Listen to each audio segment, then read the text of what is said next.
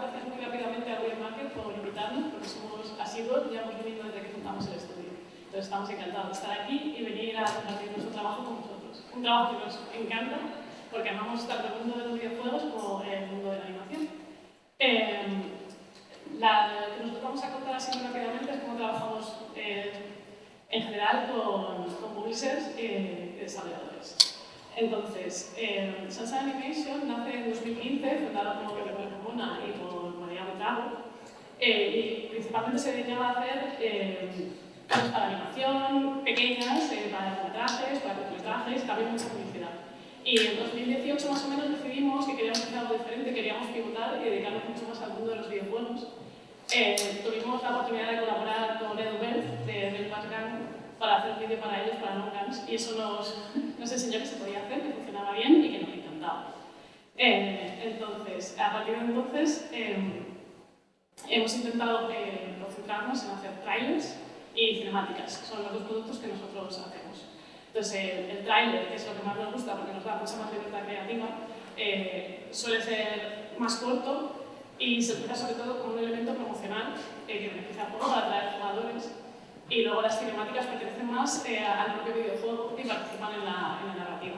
Que eso está genial, nos gusta mucho porque lo que es contar historias es lo que más nos gusta, pero también está más limitado porque pertenece dentro del juego y tiene sus propias limitaciones. Y bueno, antes de continuar a hablar de nuestros proyectos y las cosas que hemos hecho, yo quería hablar un poco de nuestro equipo, porque somos un caso un poco particular, somos un equipo muy pequeño, de 7 personas, somos 3 animadores, 4 juristas me parece ahora mismo, y venimos la mayoría de los animadores del cómic y de la ilustración. Entonces nuestro enfoque a la hora de afrontar estos proyectos es un poco diferente a lo mejor a lo que harían las personas que vienen de producción, de cine o de conceptual. Bueno, estos son algunos ejemplos de los proyectos en los que hemos trabajado. El primero es Nongang, que fue nuestra primera oportunidad de hacer trailers de videojuegos. Estuvimos haciendo publi bastante tiempo, trabajando en algunas series, largos y tal, pero nos flipaban los videojuegos y EduBird con Nongang nos dio como la primera oportunidad, de ahí empezamos ya a enlazar con Platonic, también nos dio un par de oportunidades de hacer trailers con ellos. Y ya pues decidimos no hacer otra cosa. Ya en el mundo de los videojuegos no solo la animación es nuestra pasión, sino que luego nuestro tiempo libre era jugar. Será perfecta, la sinergia perfecta, era algo que además no habíamos descubierto antes. Teníamos la sensación de que la animación era también largos, cortometrajes, como que a lo mejor no encontrábamos mucho nuestro lugar en ese tipo de proyectos y de repente el mundo del videojuego nos abrió la mente, ¿no? Como vale, se puede aunar con todo el mundo, dedicarnos a la animación y también disfrutarlo viendo cómo funciona narrativamente o cómo puede promocionar un videojuego, que era el mundo que nos interesaba. Vale, vídeo 1.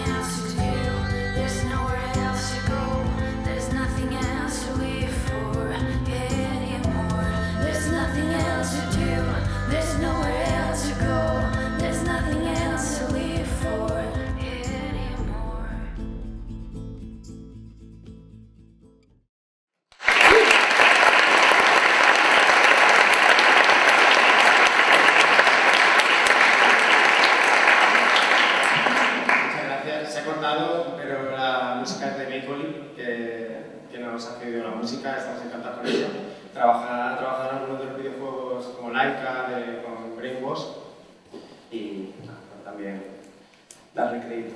Realmente me horripila un poco que la RIM porque me toca siempre montarla y me cuesta mogollón seleccionar los trabajos, como que veo cosas que no me gustan, cosas que faltan y como Dios mío, quiero enseñar la librería 2 horas la RIM, pero bueno, es lo que hay.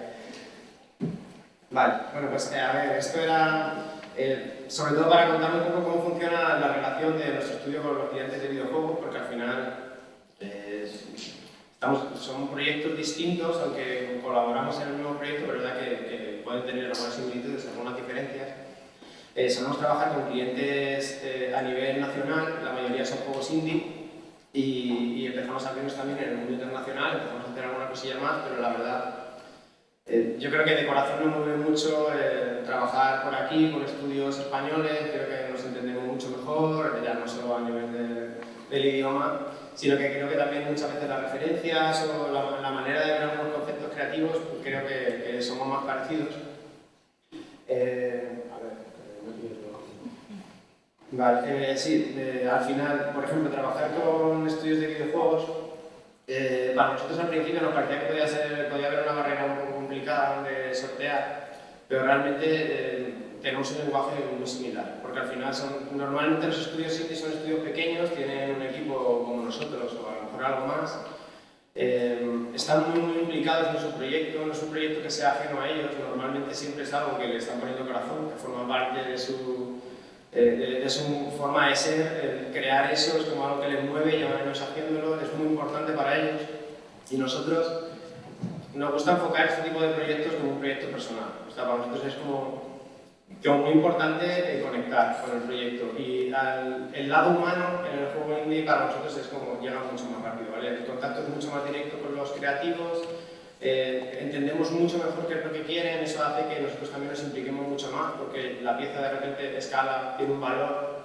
a nivel personal mucho más alto y hace que tenga como mucho más interés también en nosotros. Sí, bueno, en general la comunicación es muy fácil, porque pensamos de la misma manera, tenemos las mismas referencias, entonces en el tiempo que dura el trabajo que hacemos para ellos, hablamos constantemente, nos comunicamos, les mandamos todo lo que vamos haciendo, según lo vamos haciendo, pero la verdad es que no suele haber problemas, porque pensamos de forma muy parecida, al final son proyectos igual cortos y son proyectos de pasión al que pone mucho corazón, igual que hacemos nosotros. Sí, a nivel creativo creo que nos entendemos muy bien, porque al final entienden, digamos, la parte creativa, lo que cuesta hacerlo, el tiempo que lleva, o sea, a veces con otro tipo de clientes puede ser a veces un poco más complicado, hay como una especie de muro difícil de sortear, difícil de entender a la parte creativa, pero ellos son creativos. Es una desconexión entre una parte y la otra. Sí, entonces creo que sí que en ese aspecto conectan muy bien las dos partes, sobre todo en nuestro estudio creemos que hemos sido capaces de conectar con bastantes clientes y estamos contentos.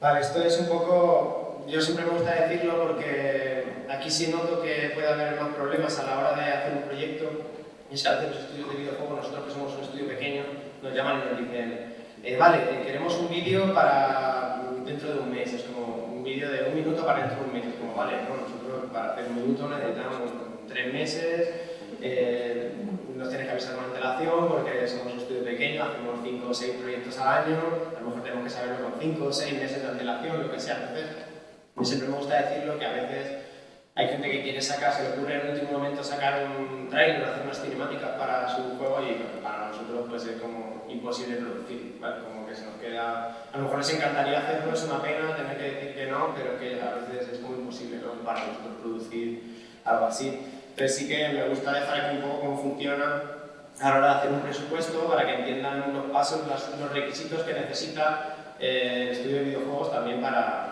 poder hacerlo, ¿no? Lo primero es saber la fecha para lo que lo necesitan, que saque la máxima antelación posible, la duración del vídeo, pues para nosotros que somos un estudio pequeño, pues si nos pides una pieza de 30 segundos o a 1 minuto es más fácil que si nos pides un vídeo de 5 o 6 minutos, igual se nos puede ir una producción muy grande, a nuestra escala, por así decirlo.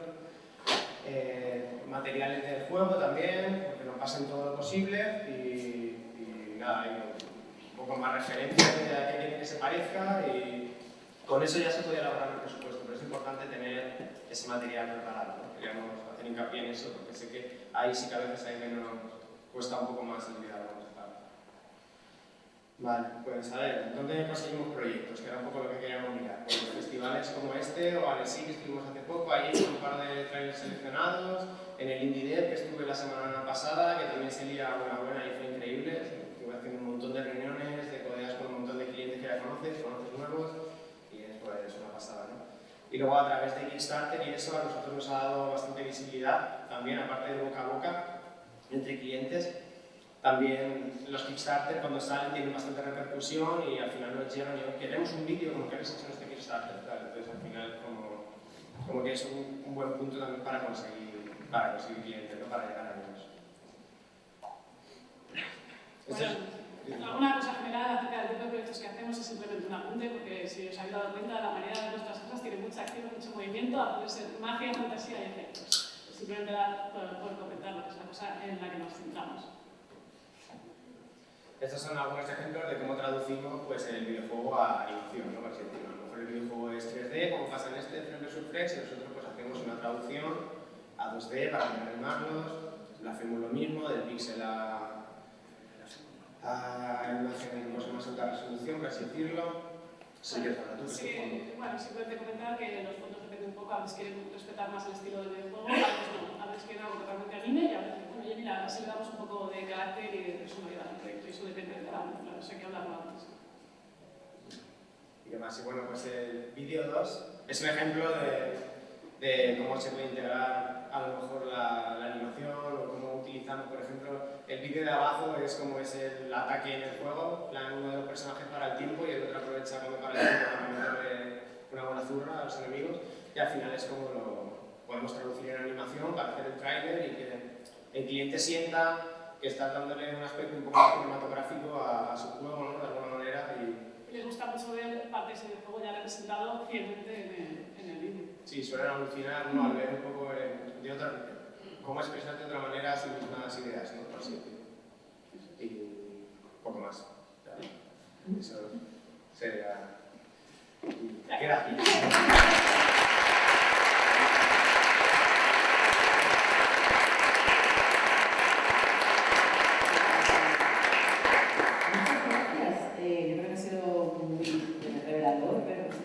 Un gran trabajo además. Me gustaría preguntaros, ya que os tengo aquí a los dos, porque he visto, claro, lo que hacéis básicamente es 2D, ¿verdad? Hay una cuestión que yo tenía para vosotros, pero claro, ahora me vais a aclarar una parte de ello, pero igual estaría bien profundizar, que es si hay transferencia de tecnología entre los videojuegos. Vosotros, o sea, ellos os pasan sus assets, os pasan sus cosas, pero vosotros las estáis traduciendo en todos los casos a 2D. O sea, que alguna vez os han pedido que utilicéis sus propios modelos 3D o que hagáis algo en 3D, os ha llegado a ocurrir, no suele ocurrir, en vuestro caso. En principio no nos ha pasado. Sí que hemos usado a lo mejor modelos 3D. O sea, ahora estamos en un proyecto que hay que hacer una especie de barco volador, pues nos ha pasado el barco del juego y nosotros lo dibujamos, lo hacemos a lo mejor en espacio 3D para simular un 3D, como un castillo ambulante o algo así. Utilizamos técnicas al final de 2D para simular ese efecto tridimensional, a lo mejor el espacio y tal. Pero no, directamente los assets no. Os lo piden en 2D. Trabajamos en 2D. Perfecto. Muy bien, pues nuestro siguiente ejemplo, nuestro siguiente ponente es Maca Lasset de The Line, se quedará con una presentación Maca.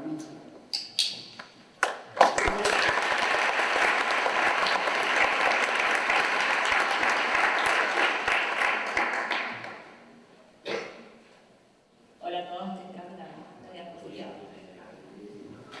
Hola a todos, soy Macarena de The Line, un estudio de animación tradicional 2D y 3D con sede en Londres, por lo que discúlpenme si empiezo a utilizar algún anglicismo, es la costumbre y mis nervios. The Line, voy a mostrar yo después. The Line fue fundada hace 10 años por un colectivo de artistas, Wes, Bjorn, Tim, James, Sam y Max. Y hoy en día, pasados esos 10 años, somos alrededor de 40 los que conformamos el estudio.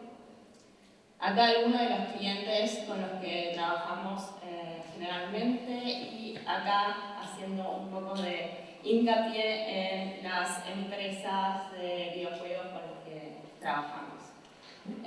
Ahora sí voy a mostrar el show reel, el video 1.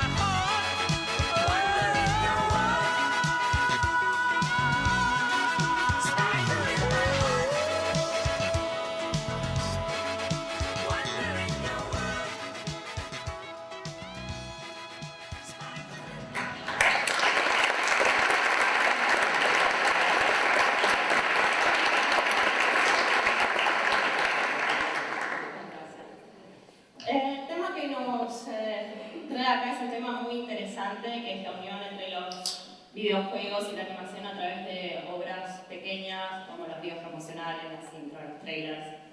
Es un tema súper interesante que va para hablar largo, pero el tiempo es tirano. Así que traje dos posibles escenarios, voy a hablar de dos posibles escenarios a través de dos ejemplos y espero a través de acá asomarme aunque sea un poquito de por qué esta unión es tan interesante. Voy a estar pasando los dos ejemplos mientras yo hablo, va a estar sin sonido para que me puedan escuchar. Podemos empezar a pasar el ejemplo número 1, que es el video 2 de Marvel.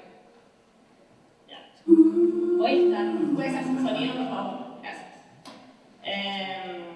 Estos dos ejemplos que voy a estar hablando van a ser cuando se trabaja con empresas o videojuegos con un IP, un IP conocido y con un universo extenso, y cuando se trabaja con empresas o videojuegos con un IP desconocido o con un universo que no está desarrollado, no está tan desarrollado narrativamente. Voy a hablar primero del primer ejemplo, el de el IP conocido. No hace falta de que explique lo extenso del universo de Marvel.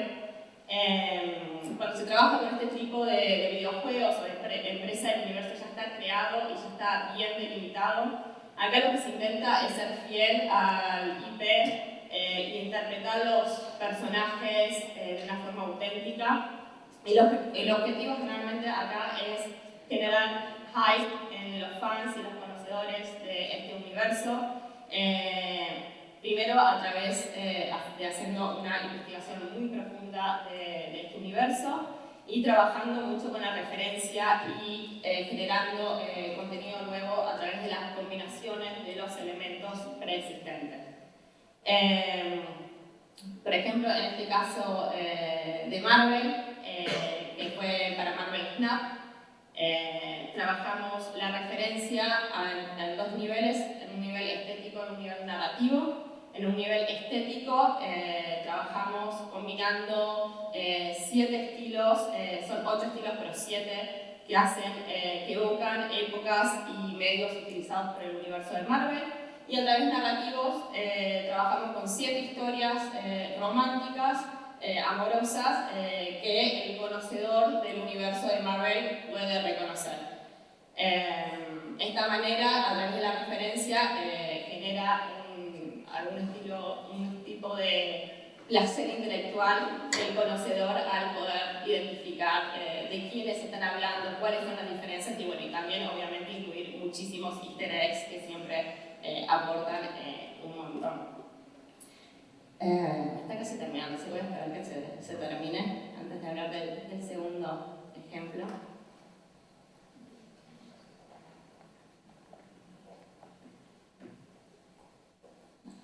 Ahí se termina.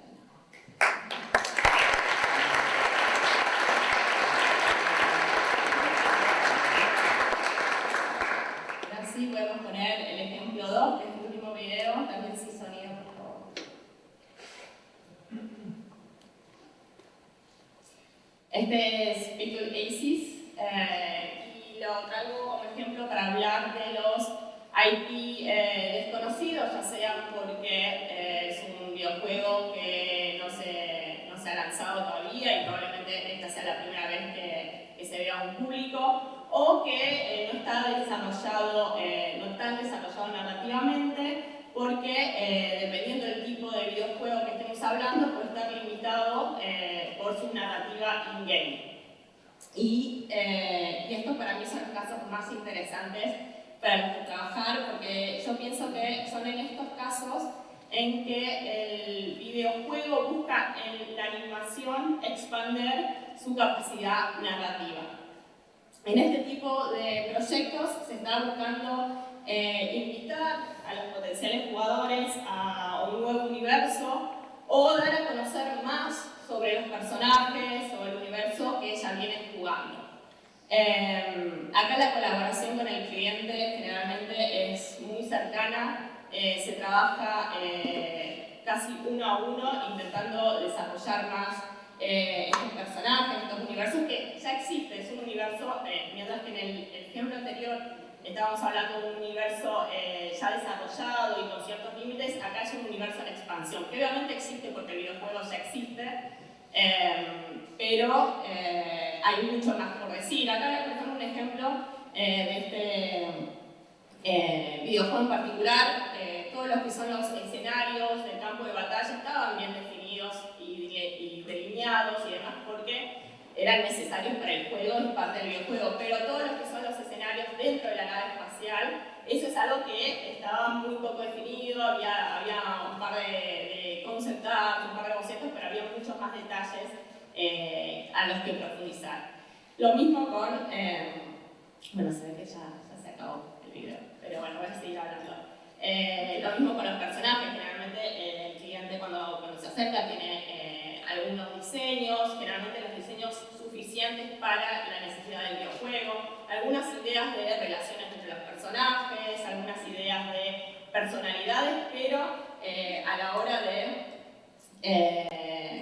trabajar en estas pequeñas obras se busca más los gestos. Nosotros trabajamos mucho la gestualidad, en la animación, los gestos, cómo se van a interactuar entre uno y el otro, en fin.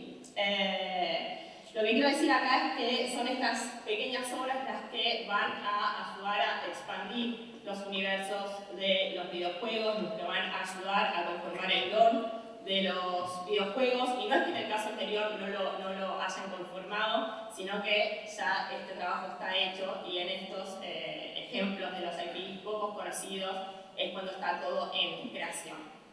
Y esto da muchísima responsabilidad porque todo lo que se genere a través de estas uniones va a ser constituyente en la historia del videojuego.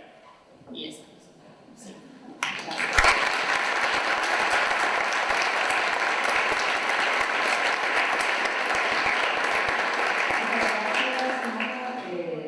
Felicidades por el gran trabajo que hacéis. De hecho, has contestado en parte a una de las preguntas que tenía para ti, ¿no? Que era la diferencia entre estos dos formatos, ¿no?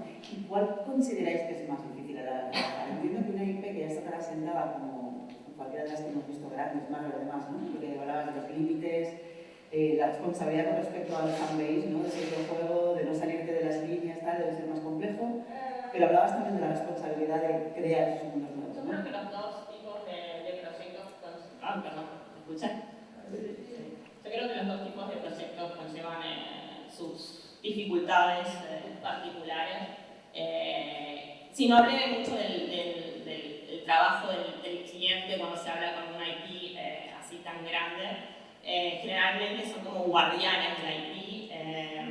Yo siempre, y esto me ha sucedido bastante en este tipo de proyectos, que siento que el cliente está más enfocado en la preproducción que durante la producción, que también está haciendo los diseños de personajes, el storyboard. Una vez que ellos ya están seguros de lo que se va a mostrar, es de acuerdo a su IP, a sus diseños, siempre con una reinterpretación, porque siempre estamos reinterpretando los personajes, los diseños y demás. Una vez que pasa eso, es como que el cliente se relaja. Mientras que en el otro lado es continuo. Están siempre, pero es como una relación mucho más cercana. Y en este caso, en el caso de las IPs que de alguna manera construís de manera más conjunta, ¿en qué momento del proceso suelen llamar? ¿Entráis desde el principio, desde el desarrollo del videojuego, antes con videojuegos que ya tienen jugabilidad, están en el mercado, de pronto quieren hacer una segunda fase, ampliar? ¿En qué momento la cinemática para ellos es clave? ¿Cuándo llaman? Depende del caso. Hay veces que me ha pasado en casos de videojuegos se está desarrollando y que te cambian a veces las reglas del juego en el medio. Que ya tenés un personaje. No, al final este personaje va a ser así. Y dices, ¡ay, qué divertido! Y otras veces ya lo tiene el videojuego listo, solo están buscando un video para lanzarlo. En otro caso son videojuegos que ya existen, que como decía, puede ser que se haya estado jugando hace un tiempo ya, pero que necesitan más desarrollo, entonces hay los videos promocionales. Un ejemplo, por ejemplo, puede ser Valorant, que es un juego que es bien conocido y nosotros hicimos el video de la Champions para el primer año. Y bueno, Valorant es muy conocido, la gente conoce sus personajes y demás, pero no tiene, por lo menos en ese momento, no tiene el desarrollo de League of Legends en cuanto a la capacidad narrativa expectativa porque League of Legends tiene muchísimos más años y la serie. Así que depende. Muchísimas gracias, Marta. Un aplauso para ella.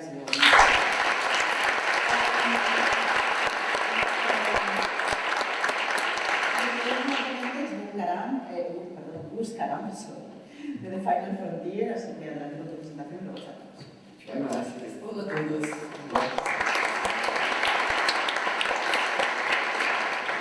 Bueno, yo soy brasileño, lo que significa que tengo un acento súper raro. Si no entienden algo, hagan así con la cabeza y sonreían, todo está bien.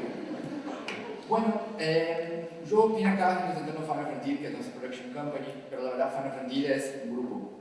Empezamos, tenemos algunos estudios, todo el mundo. Y para hablar de videojuegos, yo no puedo dejar de empezar la historia con lo que es The Cube, que fue nuestro primer estudio. Un estudio que empezó 12 años atrás en Buenos Aires, allá de la señorita. Y empezamos 12 años atrás enfocando en lo que era TV Branding, porque eso era la cosa más cool de ese momento. Y el Dream Client era MTV. 10 años atrás empezamos a trabajar con advertising, y en ese momento Nike era el Dream Client del momento. Y 6 años atrás empezamos a trabajar con videojuegos, y ahí bueno, como Riot, que hacemos en el Super Dream Client Day. Entonces bueno, yo quiero contarles un poco acá lo que yo juzgo que son los dos puntos esenciales que convergieron para que nuestros estudios de animación empezaran a trabajar en animación. Entonces, a ver, tengo que empezar con todo de The Cube, que es ese estudio que les comenté, enfocado en animación tradicional, 2D, pero hay un punto muy clave: characters, personajes. Todo es acerca de personajes. Todo que el Cube toque, cualquier historia que va a contar, siempre va a tener de alguna manera la función de characters. Y eso yo creo que es donde empezamos a traer un punto muy clave en lo que es videojuegos y animación. Es la historia de contar narrativas trayendo personajes, ¿no? Lo que me gusta mucho personajes, todos tipos, todas técnicas, hicimos de todo. Bueno, lástima que no tenemos muchos acá porque son hermosos las animaciones también. Pero, bueno, ese más o menos es el speech de que somos una parada de personajes de todos tipos, estilos, crazy shit, no sé, la vida. Ese es nuestro look. Si puedes dar el play en el video 1, por favor.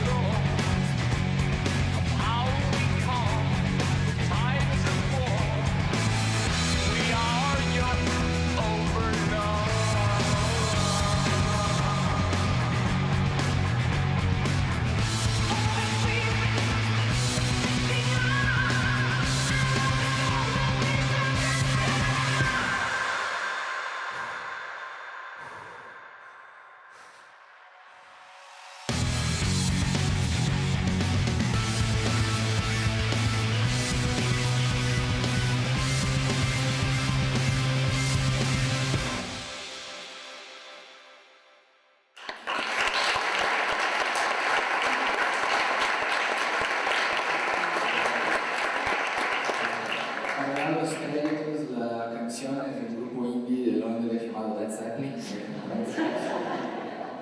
Bueno,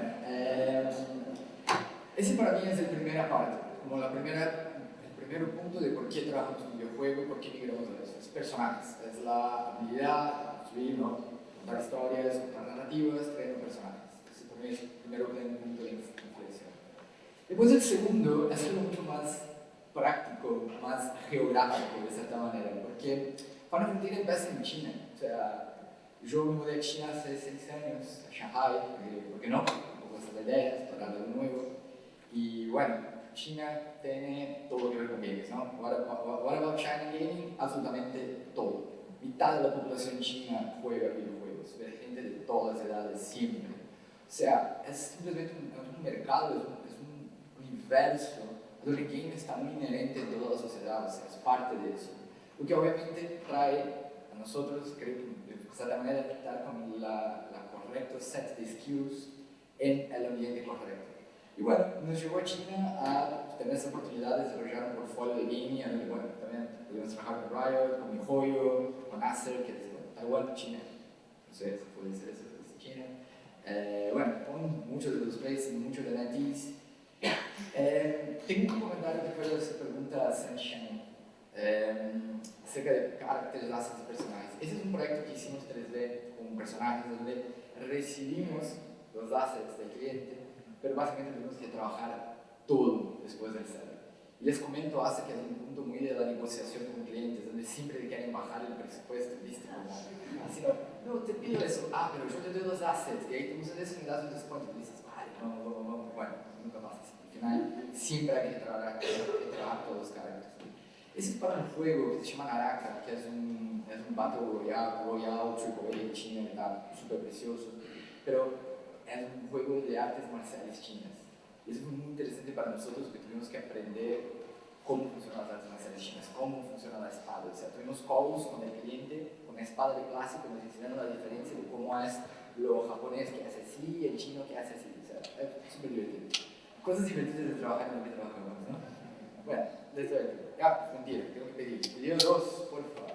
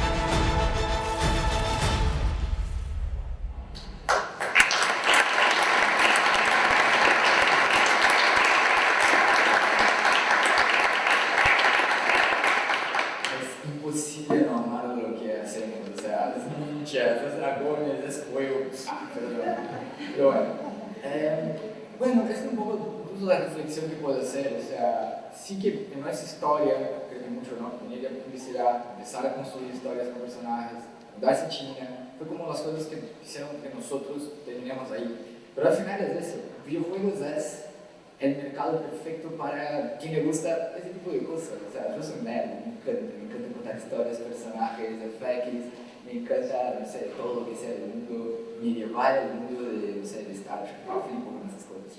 Entonces, videojuegos es eso, creo que para nosotros es muy niñón, de cierta manera, por qué perseguimos este tipo de proyectos, por qué hacemos eso. Es porque nos gusta, efectivamente, creo que da un placer enorme. O sea, por mucho tiempo trabajamos justo con Nike, San Matías, está increíble, me encanta también, Nike es una marca muy cool, muy divertida de trabajar, pero da mucho más gusto cuando tenemos el placer de contar historias, no con dragones y infinitos. O sea, va un poco por ahí.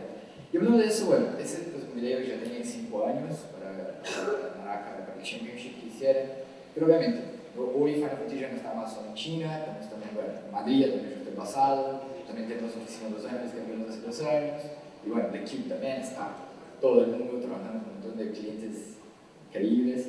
Y tengo un video que lanzamos esta semana, que es el último, que también es Marvel, un crossover, Fortnite, y bueno, fue putos sueños de ese proyecto, porque es ganar todos los personajes, que pasé toda la infancia leyendo y traerlos en una pieza que, bueno, miren ustedes.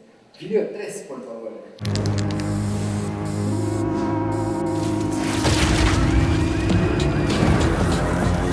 And as sure as the sun shall rise, there will always be doom. When you throw blows in a knife fight, Paco, how it goes in this modern life like Rocco. Villain, know about the laws of attraction. Here's a super villain armed demon to the divas. Hit him to the head was the bottle. One more time to make sure them dead Blocko. And today will forever be known as Doomsday.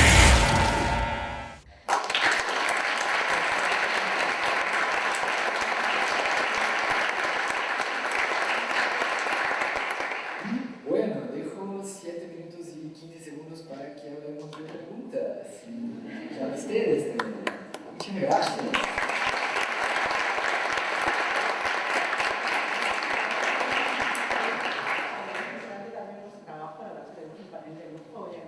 Me gustaría preguntarte a ti, porque me ha hecho mucha ilusión lo que me hagas esa pregunta, bueno, la que te voy a responder, es el tema de los assets. Porque claro, hablamos desde hace muchísimo tiempo que las tecnologías en animación y en videojuegos van a acabar confluyendo. Yo misma produje una serie de animación infantil de motor de tiempo real, Unity, pero seguimos encontrándonos con ese tipo de retos, ¿no? ¿Cuánto en los últimos años dirías tú que nos hemos acercado en la área tecnológica? Mira, yo sé que la tecnología va a permitir que los procesos sean siempre un poco más rápidos, pero yo creo que los chicos van a colaborar mucho conmigo. Yo creo que lo que nosotros hacemos es muy artesanía. Y en el videojuego existe una necesidad de que la cosa sea mucho más optimizada, que funcione, ¿no? esté más, de una manera, voy a decir, plástico, porque quiero decir en el sentido de que ya está cerradito en esa caja. Tiene que funcionar ahí. Pues nosotros agarramos un proyecto que en el videojuego, nuestro trabajo, que es desarrollar el lore, que es, ¿no? hacer con que eso luza de su mejor manera posible, tenemos que desconstruirlo. Entonces, creo que siempre va a existir momentos a donde, para poder generar ese tipo de film, sale de lo que es solo la experiencia del videojuego, que amplíe esa experiencia, siempre vamos a tener un proceso de artesanía, que sea hacer los assets, que sea un pase extra de texturas, que sea redibujar los personajes y adaptarlos a una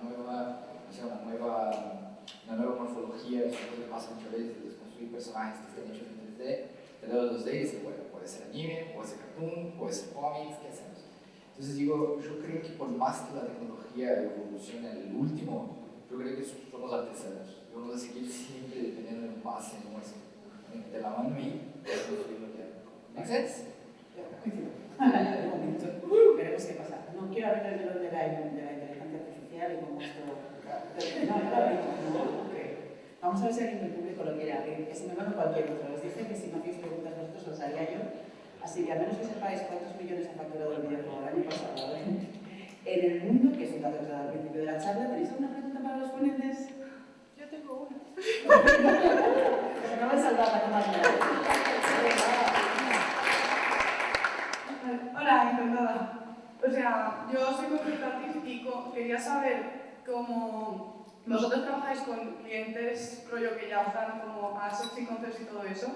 ¿Vosotros en vuestros estudios tenéis concept artists para trabajar, o sea, para adaptar las cosas, o ya con el trabajo que os dan, o el material que os dan más bien, pero es que estoy un poco nerviosa, el material que os dan ya trabajáis y ya lo pasáis a animación, a ilustración de fondos y el resto? No, sí, trabajamos concept art en nuestros estudios. Todo tiene una reinterpretación. Generalmente lo que te da el cliente son más referencias que es lo que se va a traducir en pantallas. Siempre trabajamos concept art, siempre hacemos diseños de personajes, trabajamos inclusive exploración de personajes antes del diseño del personaje. Tenemos muchísimas etapas.